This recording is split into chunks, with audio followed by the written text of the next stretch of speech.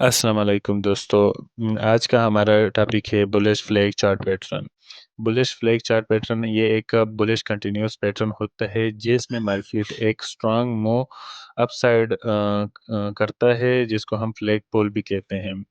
और उसके बाद जो है ना कंसोलिडेशन जोन में आता है जिसको हम फ्लैग बोलते हैं और फिर उसको अपसाइड पे ब्रेकआउट देके कंटिन्यूस अपसाइड जाती है मार्केट।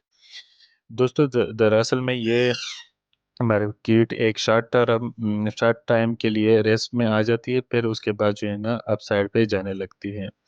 अब इसमें इसके स्ट्रक्चर और कंपोनेंट की बात करें तो इसमें 2 चीज़ें होती हैं। एक होता है फ्लैग पुल और दूसरा होता है फ्लैग। अब फ्लैग पुल उसको कहते हैं अगर आप जब स्टार्ट में देखोगे तो एक शार्प शार्प उसको कहते हैं जो एक 3, 4, 5 कैंडल बनी होगी बुलिश, जो स्ट्रांग वो शो करेगी।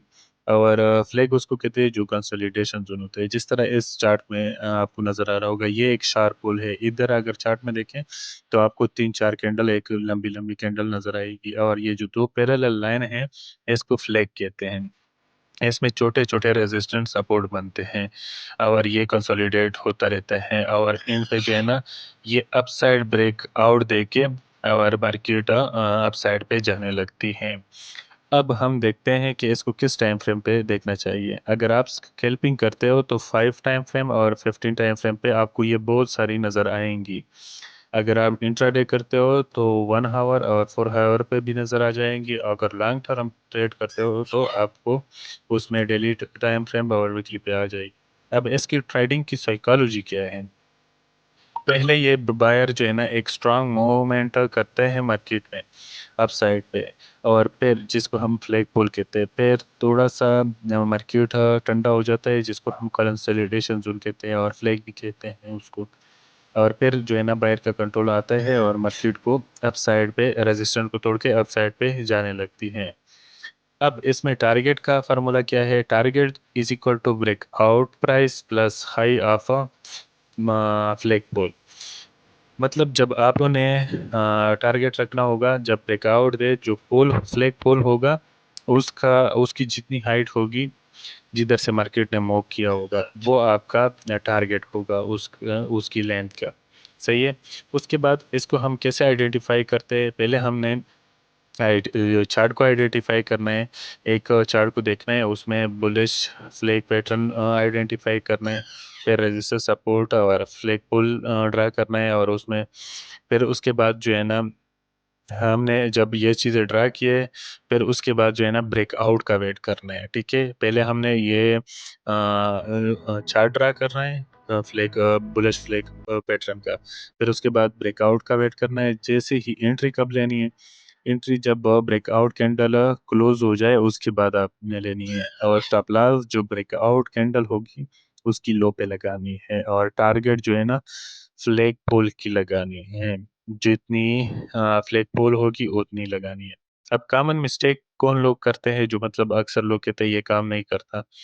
ये वो लोग होते हैं पहले तो वो चार्ट को आइडेंटिफाई नहीं करते हैं। पहले इसमें वॉल्यूम भी ज़रूरी है, अगर वो ब्रेकआउट दे वॉल्यूम हाई होना चाहिए, वॉल्यूम की कन्फर्मेशन की भी ज़रूरत होती है। और फ्लैग स्टॉप लॉस भी ये लोग बहुत टाइट रखते हैं और कंटिन्यूस कैंडल पे ये स्टॉप लॉस रखते हैं। अब मैं आपको टिप बताता हूँ, आपने हमेशा जो है ना ब्रेकआउट कैंडल की देखना है वो कंप्लीट हो जाए, फिर उसके बाद वॉल्यूम देखना है कि हाई है तो फिर आपने एंट्री लेनी है। जैसे कि स्ट्रांग फ्लैग पोल जो स्ट्रांग फ्लैग पोल नहीं होगा जो एक बुलिश मोमेंट होगा स्ट्रांग कंटिन्यूस चांस मतलब ये कंटिन्यू चांस है कि कंटिन्यू हो जाए। उसके बाद जो है ना अब आपने कंक्लूजन में क्या देखना है ये कंटिन्यूस पैटर्न होता है बुलिश कंटिन्यूस और इसमें मार्केट मार्केट जो है ना बायर के हाथ में होता है और आपने सेफ ट्रेडिंग करनी है। ठीक है। आपने एंट्री स्टॉप लॉस जो ऊपर हमने पढ़े उस पर अमल करके आपने ऐसे ही करना है। पहले आपने चार्ट को आइडेंटिफाई करना है फिर उसके बाद स्टॉप लॉस और टारगेट ये आइडेंटिफाई। अब मैंने आपको चार्ट में बताना है।